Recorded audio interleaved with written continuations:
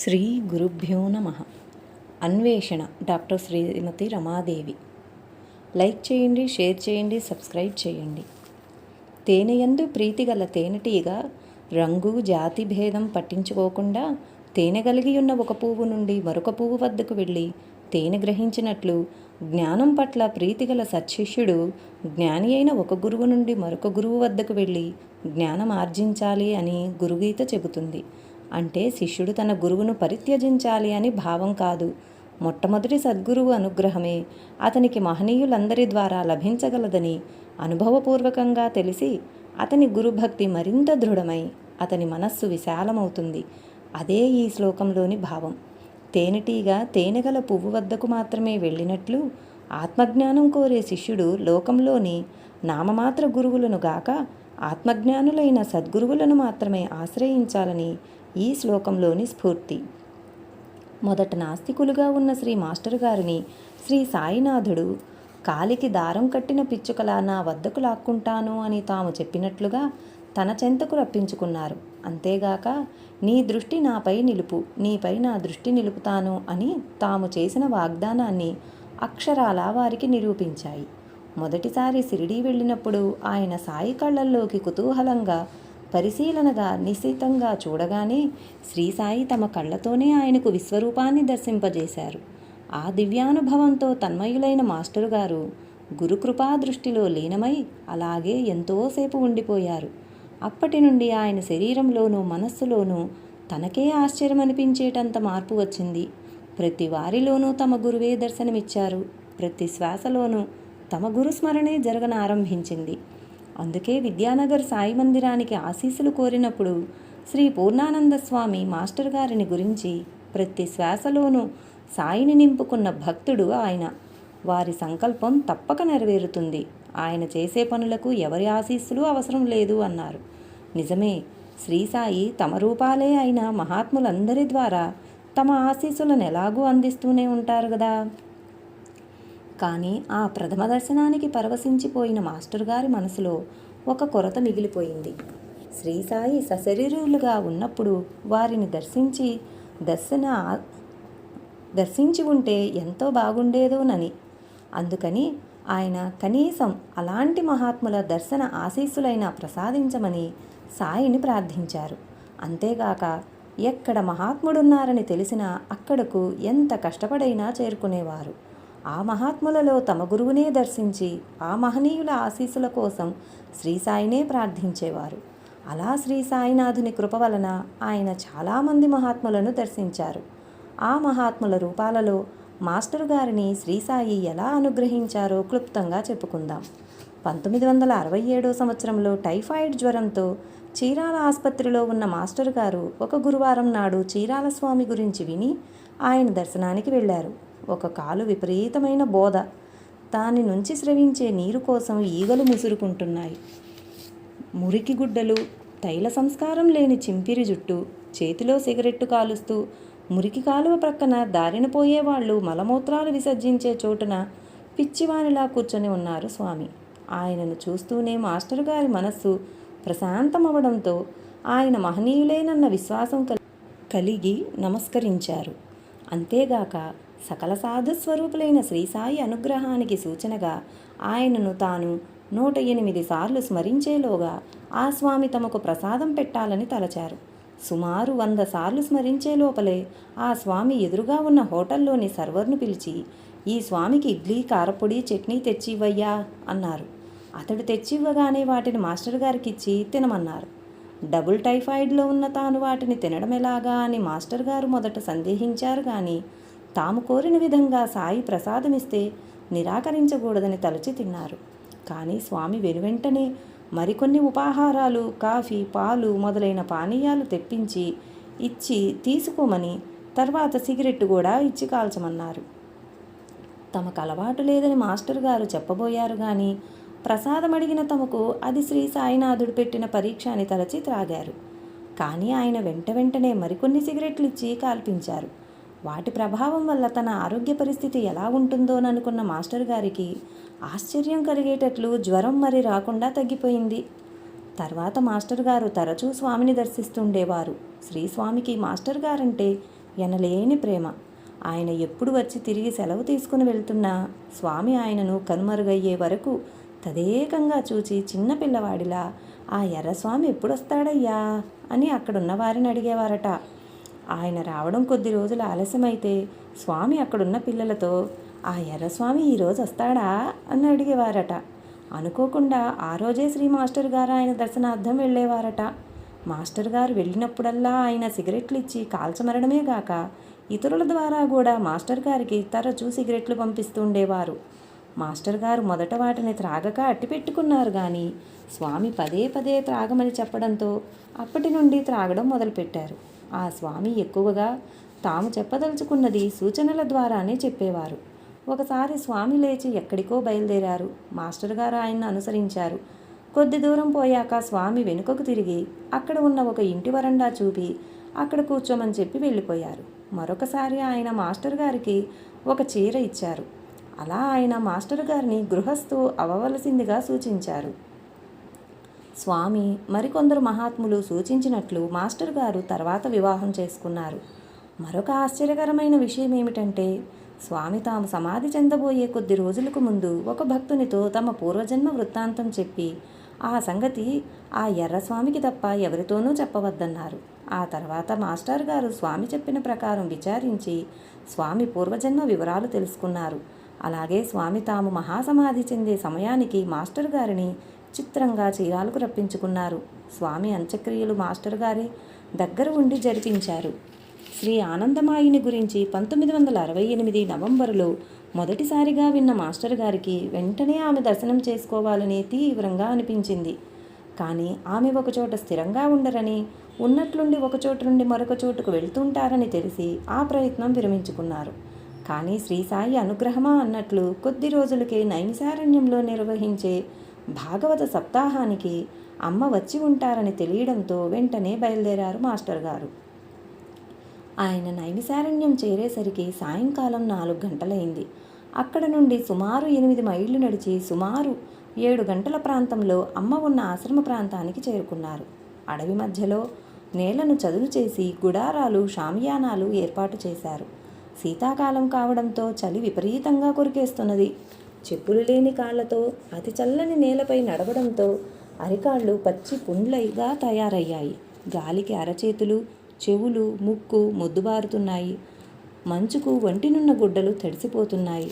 ఒక ప్రక్క ఆకలి దహించి వేస్తున్నది. కానీ మనసు అమ్మ దర్శనం కోసం ఆరాటపడుతున్నది. మాస్టర్ గారు వెళ్ళేసరికి ఒక పెద్ద షామియానా క్రింద అమర్చిన వేదికపై ఆసీనులై ఉన్నారు అమ్మ. తెల్లని శరీర ఛాయ, నల్లని జుట్టు. సుమారు 70 సంవత్సరాలున్న ఆమె అతి తెల్లని చీర కట్టుకొని కూర్చొని సన్నిహితులతో పసిపిల్లలా నవ్వుతూ మాట్లాడుతున్నారు. ఆమెకు నమస్కరించి కూర్చోగానే మాస్టర్ గారిని పలకరించి వివరాలు అడిగి తెలుసుకుని అమ్మ తదేక దృష్టితో అరగంట సేపు ఆయన వైపే చూస్తూ కూర్చున్నారు. ఇంతలో భోజనానికి ఏర్పాట్లయ్యాయని చెప్పడంతో అమ్మ లేచి వెళ్ళిపోయారు.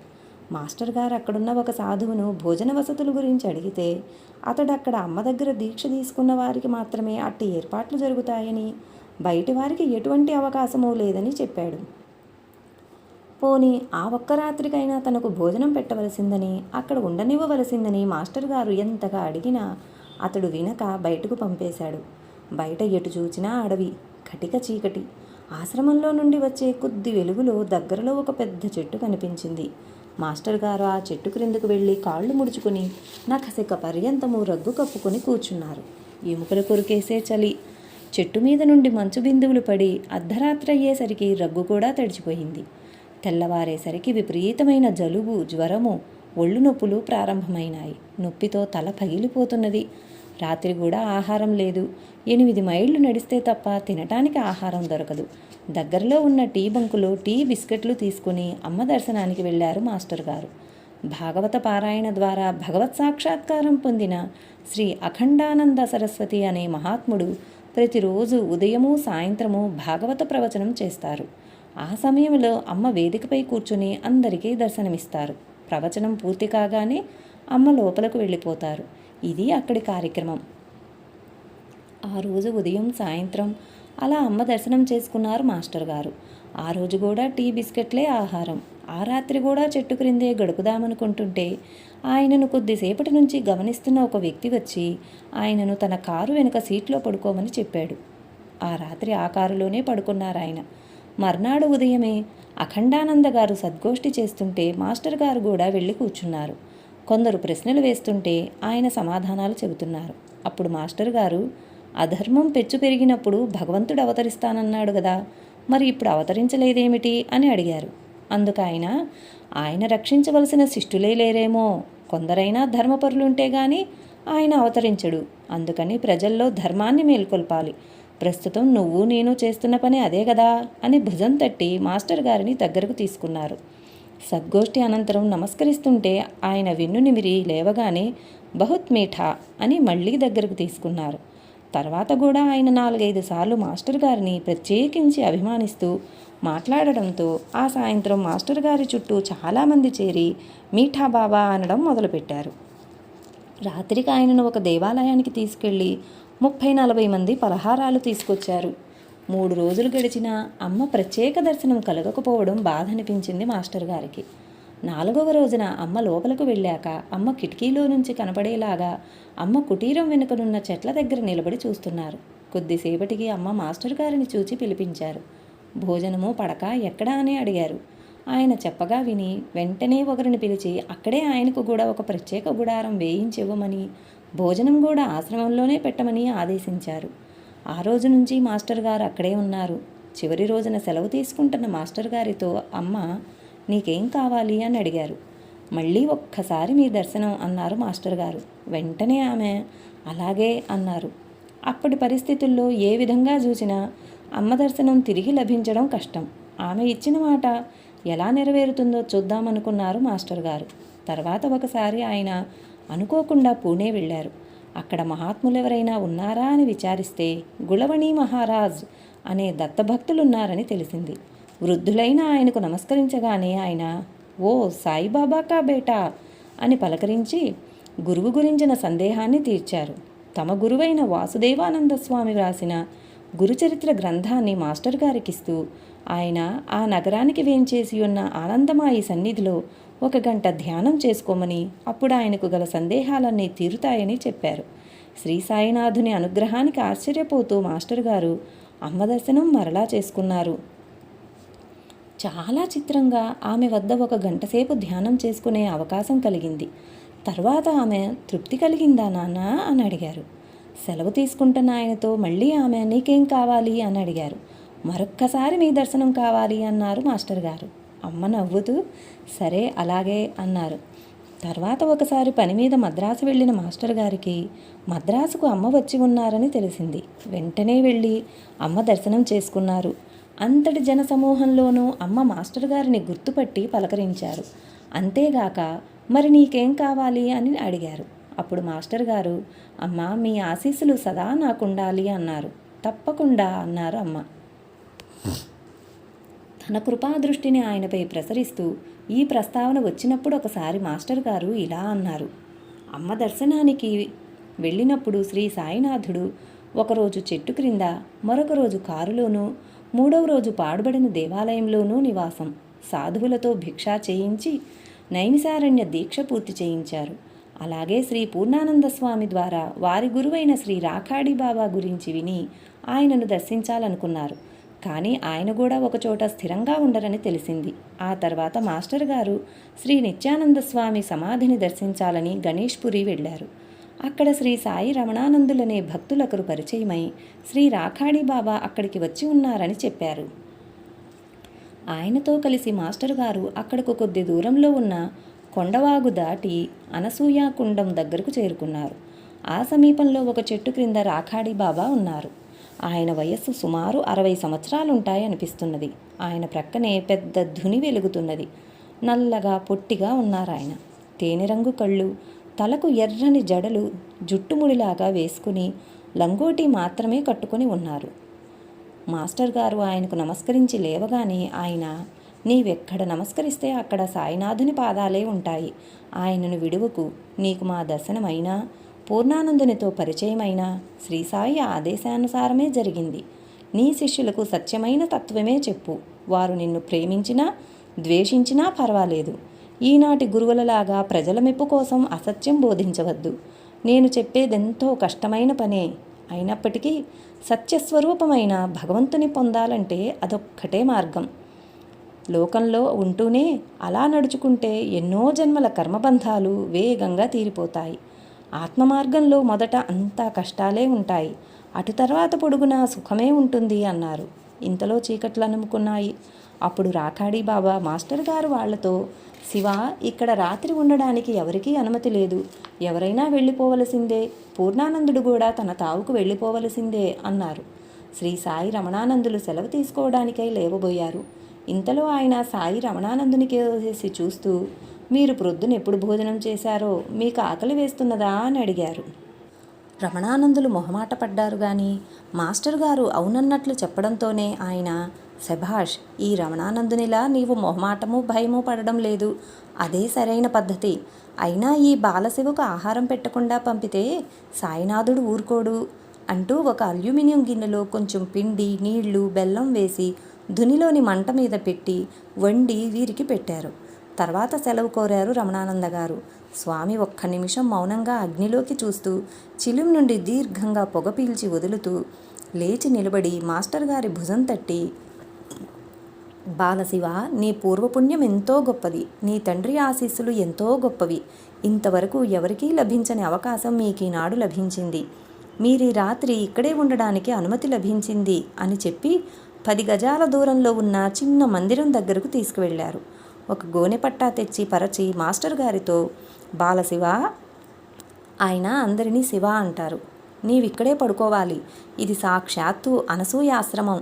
నీకు ఈరోజు ఆమె ఒడిలో నిద్రించే యోగ్యత కలిగింది అని చెప్పి రమణానందులను కూడా అక్కడే పడుకోమన్నారు. ఆ రాత్రి 2-3 సార్లు ఆ స్వామిని గమనించాలని మాస్టర్ గారు ప్రయత్నించారు కానీ స్వామి అలా చేయవద్దని నిద్రపొమ్మని చెప్పడంతో నిద్రపోయారు. ఉదయమే ఆయన అక్కడున్న వేడినీటి కుండాలలో స్నానం చేసి వచ్చి ఒళ్ళంతా విభూతి పూసుకున్నారు. తర్వాత చిలిం పీల్చి ధుని మీద మాస్టర్ గారు వాళ్లకు బ్లాక్ కాఫీ ఇచ్చి ఇలా అన్నారు, శివ, ఈ సాధువు ఎప్పుడూ ఎక్కువ మాట్లాడడు. నిన్న ఏమేమో మాట్లాడాను. మీకెందుకో ప్రసాదం పెట్టి కానీ పంపకూడదనిపించింది. మీరు సిద్ధం కండి, మేమిప్పుడే వస్తాము అని శంఖం పూరించి ఊళ్ళోకి వెళ్ళారు. కొద్దిసేపటికి తిరిగి వచ్చి జోలెలో నుండి కొన్ని బియ్యము, పెసరపప్పు గిన్నెలో పోసి గబగబా ధుని మీద ఉడకబెట్టారు. ఆ వండినది వారికి పెట్టి వారు తినడం పూర్తి కాగానే మాస్టర్ గారితో, శివ, ఇక్కడికి వచ్చావు, ప్రసాదం తీసుకున్నావు, ఒక రాత్రి నిద్ర చేశావు. నీకు మా ఆశీస్సులు ఎప్పుడూ ఉంటాయి. జయం, వెళ్ళిరండి అని ఆశీర్వదించారు. శ్రీ సాయినాథుని అనుగ్రహానికి పరవశులై తిరిగి బయలుదేరారు మాస్టర్ గారు. అలాగే చివటంలోని అమ్మ, కాళహస్తిలోని గోపాలస్వామి, శ్రీ పాకలపాటి గురువుగారు, శ్రీ రంగన్నబాబు గారు, శ్రీ పూండిలోని స్వామి మొదలైన మహాత్ములతో మాస్టర్ గారికి ఉన్న అనుభవాలు అద్భుతాలు. వాటిని వివరంగా నేను దర్శించిన మహాత్ములు అనే గ్రంథాలలో చూడవచ్చు. దీనిని బట్టి శ్రీ మాస్టర్ గారు తన గురువు అనుగ్రహం కోసం ఎంతగా తపిస్తుండేవారో అర్థమవుతుంది.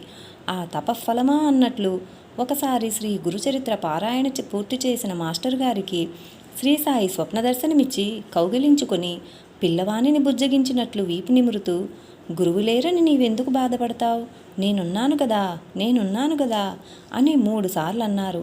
అంతటితో ఆయనకు ఆవేదన తగ్గి మనస్సు శాంతిని పొందింది. దానితో ఆయన అన్వేషణ పూర్తయింది. కానీ మహాత్ములను మాస్టారు ఉన్న ప్రాంతాలకే సాయి రప్పిస్తున్నారు. వారి ద్వారా తమ బిడ్డకు తమ ఆశీస్సులను ప్రసాదిస్తూనే ఉన్నారు. ఉదాహరణకు శ్రీ మాయి అమ్మ, కన్యాకుమారి, శ్రీ రామిరెడ్డి తాత మొదలైన వారు మాస్టర్ గారున్న ప్రాంతాలకే వచ్చి వారిని ఆశీర్వదించారు. అయినప్పటికీ ఆయన నాకిక ఏ మహాత్ముని ఆశీస్సులు అవసరం లేదు అనుకోరు. లోకుల మెప్పును కావాలని అనుకోరు. శ్రీ సాయినాథుడుండగా ఇంతమంది వద్దకు వెళ్ళడం ఎందుకు అని విమర్శించేవారితో ఆయన, నా గురువైన సాయినాథుని ఆశీస్సులు, ప్రతిరూపాలైన ఇతర మహాత్ముల ఆశీస్సులు నాకెప్పుడూ కావాలి. వారు వీరు వేరవుతే గదా, వారి ఆశీస్సులు నాకున్నంత వరకు సామాన్యులందరూ నన్నేమనుకున్నా పర్వాలేదు. వీరి మెప్పు కావాలనుకుంటే వారి మెప్పు పోగొట్టుకోవాలి. వారి ఆశీస్సులు లేకపోతే నేను బ్రతకలేను అంటారు. ఇంతగా వారి ఆశీర్వచనాలు తామెంతో గొప్పవారినని మాస్టారు గర్వించరు. అదే వారిలోని విశిష్టత. శ్రీ జిల్లెళ్లమూడి అమ్మ ఒకసారి సరదాగా కబుర్లు చెబుతూ, వీడు మంచివాడు, వాడు అమాయకుడు, వీడు గడసరి అంటూ అక్కడ కూర్చుని ఉన్న వారందరి గురించి చెబుతున్నారు. అప్పుడు మాస్టర్ గారిని చూపుతూ, అమ్మా, వీడికి గర్వం లేదు, అందువల్ల వీడంటే నాకెంతో ఇష్టం అన్నారు. అప్పుడు మాస్టర్ గారు నవ్వుతూ, అమ్మా, నువ్వలా నా ఎదుటనే ఎందుకంటావు? నాకు గర్వం రాగలదు, దానిని మరలా పోగొట్టుకోవడం నా తరం కాదు అన్నారట నవ్వుతూ. అందుకే శ్రీ మాస్టర్ గారు తమనెందరూ గురువుగా తలుస్తున్నా సాయినాథుడంతటి వారుండగా మనం గురువులమనుకోవడానికి గుండా చెరువా అంటారు. అలా అని తాము శ్రీ సాయినాథుని శిష్యులమని కూడా తలచరు. ఎవరు నా శిష్యులమని చెప్పుకునేది? అలాంటి వారు నాకొక్కరు కూడా దొరకలేదు అని సాయినాథుడు అంటుండగా శిష్యులమని చెప్పుకోవడానికి మనమెంతటి వారమో అంటారు. పైన వ్రాసిన గురుగీతలోని శ్లోకం చెప్పినట్లు షిరిడీలో తమ గురువు ప్రసాదించిన జ్ఞానాన్ని ఇంకా ఇంకా పొందాలనే ఆకాంక్షతో మధువు కోసం భృంగంలాగా ప్రతి మహాత్ముని తమ గురువుగానే తలచి సేవిస్తారు. మనం ఆయన నుండి నేర్చుకోవలసింది కూడా అదే. శ్రీ ఎకిరాల భరద్వాజ మాస్టర్ గారికి జై.